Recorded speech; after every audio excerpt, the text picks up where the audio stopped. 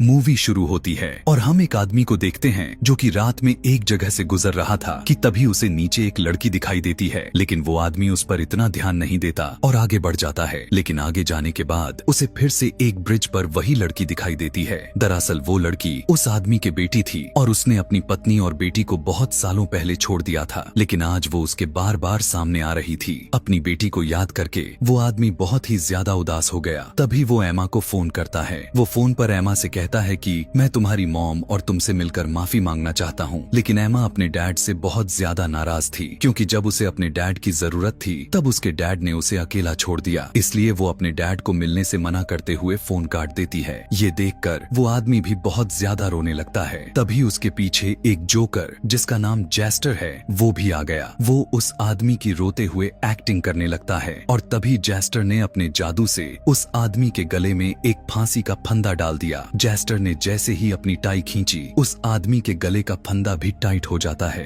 और वो आदमी हवा में झूलने लगा, जिस वजह से उसकी सांस घुटने की वजह से मौत हो जाती है। इसके बाद जेस्टर उसे पानी में फेंक देता है। दरअसल जेस्टर लोगों के दिमाग के साथ खेलता है। जो भी उसके खेल में फंसकर कमजोर हो गया वो उसी वक्त मारा जाएगा। अगले दिन हम एक फ्यूनरल को देखते हैं जो कि उस आदमी का था, जहाँ पर उसकी बेटी एमा भी आई हुई होती है। लेकिन तभी हम जोसलीन नाम की एक लड़की को देखते हैं। जोसलीन की बात करें तो वो उस आदमी की दूसरी वाइफ की बेटी है, यानी कि जोसलीन और एमा दोनों सौतेली बहनें हैं। जोसलीन अपने डैड की मौत पर बहुत ही ज्यादा दुखी थी, क्योंकि उन दोनों में काफी अच्छा बॉन्ड था। तभी वहाँ पर जोसलीन के कुछ दोस्त भी उसके डैड के फ्यूनरल पर आ जाते हैं। उधर एमा अपने डैड की मौत पर दुखी नहीं, बल्कि वो तो खुश थी। वो अपनी मॉम को कॉल करके बता देती है। उसकी बातों से साफ पता चल रहा था कि उसकी मॉम को भी अपने पति के मरने का कोई भी गम नहीं होता। बात करते करते एमा थोड़ी आगे आ गई थी। जैसे ही उसने पीछे मुड़कर देखा, उसके डैड की ग्रेव के पास जेस्टर नाच रहा था। वो अपनी मॉम से बात करते वक्त उस पर इतना ध्यान नहीं देती, लेकिन जैसे ही उसने वापस देखा तो वो वहाँ पर नहीं था। इसलिए एमा वहाँ से जाने लगती है, पर जेस्टर अभी भी उसे छुप कर देख रहा था। तभी जेस्टर के पास दो आदमी आते हैं जो कि जेस्टर को वहाँ से जाने के लिए बोल रहे थे। उस वक्त तो जेस्टर वहाँ से गायब हो गया, लेकिन थोड़ी ही देर बाद वो फिर से वहाँ पर आ जाता है। उसे देखकर उनमें से एक आदमी दूसरे आदमी को पुलिस को फोन करने के लिए कहता है, पर तभी वो आदमी नीचे गिर जाता है और एक ग्रेव पर सर लगने की वजह से मारा जाता है। उधर दूसरा आदमी भी पुलिस को फोन कॉल पर जेस्टर के बारे में बता ही रहा था, लेकिन वो कुछ भी बोल नहीं पाता।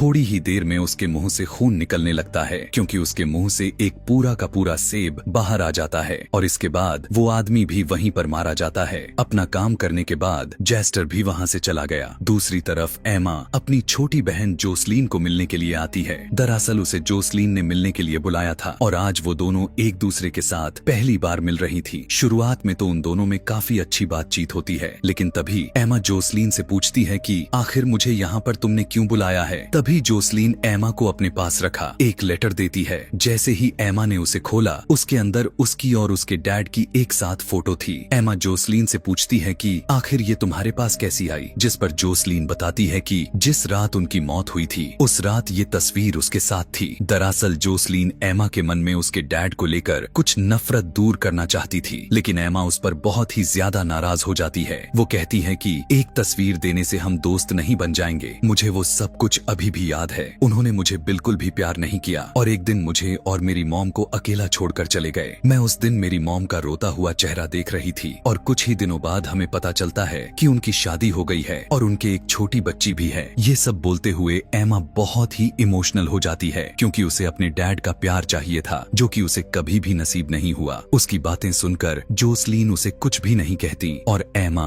वहाँ से उस तस्वीर को बिना लिए ही चली जाती है। उसके जाने के बाद जोसलीन उस तस्वीर को फिर से अपने पास रख लेती है। जैसे ही वो अपनी बिलिंग करवाने के लिए गई, वहाँ पर एक आदमी उसे कहता है कि मैंने तुम्हारे डैड के साथ बहुत सालों तक काम किया है। वो बिल्कुल भी अच्छा इंसान नहीं था, वो शैतानों के साथ बात करता था। इसके बाद जोसलीन वहाँ से चली जाती है। बाहर एमा के सामने जेस्टर आ गया, लेकिन वो उस पर ध्यान नहीं देती और आगे बढ़ जाती है। लेकिन थोड़ा आगे जाने के बाद जेस्टर फिर से आकर उसके सामने कुछ ताश के पत्ते कर देता है। अब उसे ऐसे एकदम से आया हुआ देखकर एमा काफी घबरा जाती है। वो जल्दी से उससे बचने के लिए अपने पास वाले स्टोर में चली गई। जेस्टर एमा का काफी वक्त तक इंतजार करता है, लेकिन जब वो बाहर नहीं आती तब जेस्टर भी वहाँ से चला गया।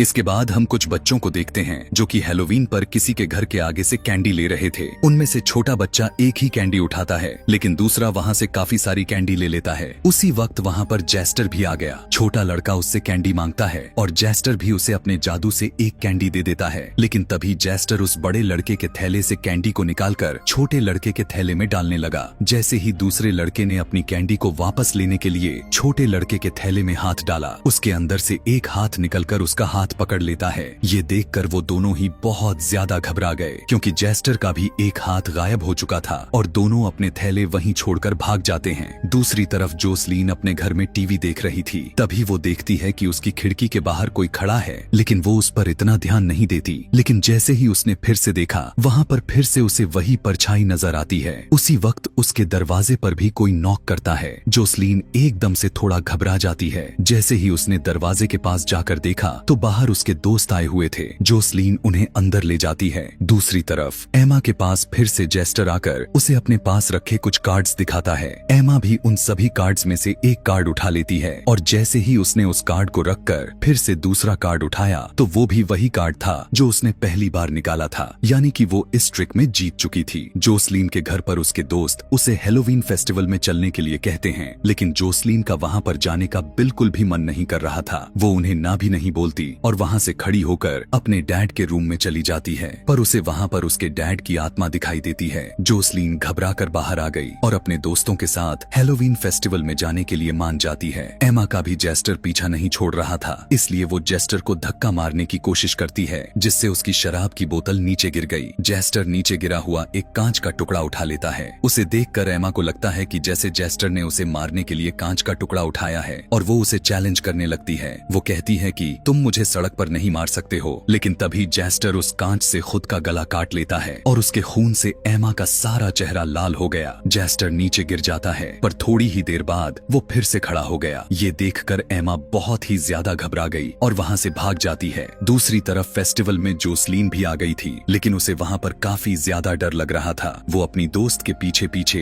एक हॉन्टेड हाउस में चली जाती है, लेकिन वहाँ पर कोई भी नहीं होता कि तभी उसके पीछे से उसकी दोस्त भी वहाँ पर आ जाती है। उसे देखकर जोसलीन बहुत ही ज्यादा डर गई। वो वहाँ से बाहर आ जाती है। दरअसल आज वो अपने मोम डैड को बहुत मिस कर रही थी, क्योंकि कुछ वक्त पहले उसकी मोम उसे छोड़कर चली गई थी और आज उसके डैड भी उसे बिल्कुल अकेला कर गए थे। जोसलीन अपनी दोस्त के गले लगकर बहुत रोती है। उधर एमा भी उसी स्टोर के अंदर आ जाती है। पहले तो उस स्टोर वाले को लगता है कि जो खून एमा के मुंह पर लगा है वो नकली है, लेकिन ऐसा नहीं था। एमा उसे जल्दी से पुलिस को बुलाने के लिए कहती है। पुलिस के आने के बाद एमा उन्हें बताती है कि एक कॉस्ट्यूम पहने आदमी ने उसके सामने अपना गला काट लिया और बाद में वो फिर से जिंदा भी हो जाता है। उसकी बातें सुनकर दोनों पुलिस वाले हंसने लगते हैं, क्योंकि उन्हें लग रहा था कि शायद उस पर किसी ने मजाक किया होगा और या फिर एमा ने ज्यादा पी रखी होगी। लेकिन तभी जेस्टर भी वहाँ पर आ जाता है। उसे देखकर एमा बहुत ही ज्यादा डर गई। पुलिस वाला जेस्टर को अपना मास्क उतारने के लिए कहता है, क्योंकि उसे यही लग रहा था कि ये कोई आम इंसान कर रहा है, पर तभी जेस्टर अपने जादू से उनके पीछे आ जाता है। इसके बाद वो अपनी जेब से एक हथकड़ी निकाल लेता है और अपने दोनों हाथों को उस हथकड़ी से बांध लिया और तभी उसके हाथों से वो हथकड़ी गायब हो जाती है और उस हथकड़ी से दोनों ऑफिसर का एक एक हाथ बंधा हुआ था। उसी वक्त जेस्टर अपनी टोपी को एक पुलिस वाले के सिर पर रखकर उसका सिर ही गायब कर देता है। ये देखकर वहाँ पर मौजूद सभी लोग बहुत ही ज्यादा घबरा गए। जेस्टर उस सर कटे ऑफिसर के साथ नाचने लगता है। उससे डरकर दूसरे पुलिस वाले ने उस पर गोलियां चला दी, लेकिन वो उसके साथी पुलिस वाले को लगती है। लेकिन जिसे ही उसने एक और गोली चलाई, जेस्टर ने उस गोली को पकड़ लिया। ये देखकर वो पुलिस वाला और भी ज्यादा घबरा गया।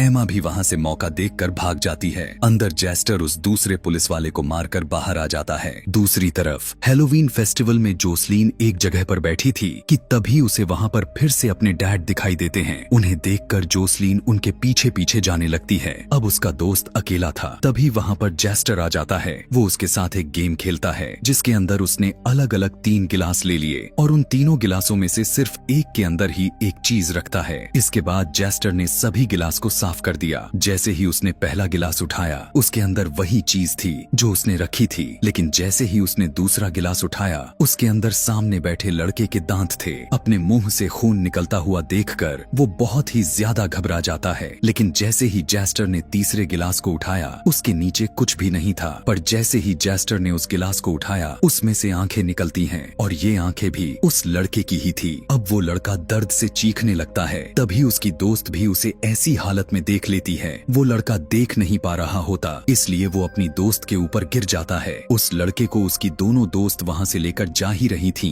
कि तभी जेस्टर आकर अपनी छड़ी से उनमें से एक लड़की की टांग ही तोड़ देता है और वो दर्द की वजह से बहुत ही जोर जोर से चिल्लाने लगती है। इसके बाद जेस्टर जोसलीन की तरफ बढ़ना शुरू कर देता है। उसकी दोस्त पीछे से बहुत बोल रही थी कि तभी जेस्टर उसे चुप रहने के लिए कहता है। उसी वक्त उसके गले में कुछ होने लग गया जिस वजह से बोल नहीं पाती। अपने दोस्तों को ऐसे तड़पता हुआ देखकर जोसलीन जेस्टर को कहती है कि तुम मेरे साथ कुछ भी कर लो लेकिन मेरे दोस्तों को छोड़ दो। दूसरी तरफ एमा भी भागते हुए काफी दूर आ गई थी। तभी उसके पास उसकी मोम की फोन कॉल आती है जिसमें वो जेस्टर के बारे में बात कर रही थी। एमा कहती है कि आखिर आपको जेस्टर के बारे में कैसे पता चला। तभी वो दूर खड़े जेस्टर को देखती है जो कि उसे ही देख रहा था। दरअसल जेस्टर ही उसकी मॉम की आवाज में उसके साथ बोल रहा था। वो एमा को कहता है कि तुम जोसलीन को मेरे हवाले छोड़कर जा सकती हो। एमा उससे बहुत पूछने की कोशिश करती है कि आखिर तुमने जोसलीन के साथ क्या किया है, लेकिन जेस्टर उसे कुछ नहीं बताता, जिस पर एमा कहती है कि मैं जोसलीन को लेकर ही जाऊंगी। ये सुनकर जेस्टर बहुत ही ज्यादा खुश हो जाता है। तभी एमा को सामने वाले ब्रिज पर उसके डैड दिखाई देते हैं। वो जल्दी से भागकर उनके पास चली गई, लेकिन उसका डैड उसके साथ बोलने से इनकार कर देता है। वो कहता है कि जब मैंने तुम्हें फोन किया था तब तुमने मुझसे बात नहीं की। वो एमा को उसके बारे में इतना बुरा भला कहता है जिससे कि एमा अंदर से टूट जाती है। उसे खुद से नफरत होने लगती है। दरअसल जेस्टर यही तो चाहता था। उसके मेंटली कमजोर होते ही जेस्टर उसे अपने कब्जे में करने की कोशिश करता है। उसके डैड ने एमा के गले में फांसी का फंदा डाल दिया और कोई इनवाइजिबल ताकत उसे ब्रिज से नीचे गिरा देती है। नीचे गिरने के बाद एमा एक अजीब सी दुनिया में आ जाती है जहाँ पर उसके सामने छोटी जोसलीन आ जाती है। वो भी एमा को कमजोर करने की कोशिश करती है, जिस पर एमा उसे कहती है कि तुम असली नहीं हो। इसके बाद एमा को दूर एक कैबिन दिखाई देता है जिसके अंदर से जेस्टर उसे बुला रहा था। जैसे ही एमा अंदर गई वहाँ पर उसके डैड और जोसलीन एक साथ बैठे हुए थे। तभी उसके डैड एमा के पास आकर खुद को ही चाकू मारने लगे। ये देखकर एमा बहुत ही ज्यादा डर जाती है। उसी वक्त जोसलीन भी उसे वही चाकू निकाल कर दे देती है ताकि एमा खुद अपनी जिंदगी को खत्म कर दे। लेकिन उस वक्त एमा खुद को संभालती है और उसने चाकू से जोसलीन पर ही हमला कर दिया। लेकिन उसके सामने असली जोसलीन थी। चाकू लगने की वजह से जोसलीन का काफी खून बह जाता है और वो नीचे गिर जाती है। जोसलीन कहती है कि इसमें तुम्हारा कोई कसूर नहीं है। ये देखकर एमा को बहुत ही ज्यादा गुस्सा आ गया और वो वहाँ पर जेस्टर को अपने चाकू से मारना शुरू कर देती है। लेकिन उसके ऊपर चाकू का कोई भी असर नहीं होता। लेकिन अभी तक एमा को भी समझ में आ गया था कि अगर उसने ऐसे ही पुरानी बातों का बोझ अपने ऊपर रखा तो जेस्टर उसे जीने नहीं देगा। वो जेस्टर को कहती है चाहे तुम अब कुछ भी करो, मुझे उस चीज से कोई भी फर्क नहीं पड़ेगा। सीन शिफ्ट हुआ और हम एमा को देखते हैं जो कि अपने डैड की ग्रेव के पास खड़ी थी। एमा कहती है कि अब से पुरानी बातों से मेरी नई जिंदगी खराब नहीं होने दूंगी। जो कुछ भी आपके साथ हुआ वो आपकी ही गलती थी। उसके पीछे वहाँ पर जेस्टर भी था। वो बस खड़ा रहा, एमा को कुछ भी नहीं कहता। इसके बाद एमा बार में आ जाती है जहाँ पर उसकी बहन जोसलीन भी बैठी थी। इसी के साथ ये मूवी यहीं पर खत्म हो जाती है। ऐसे ही और मूवी एक्सप्लेनेशन देखने के लिए चैनल को सब्सक्राइब करें। Thanks for watching.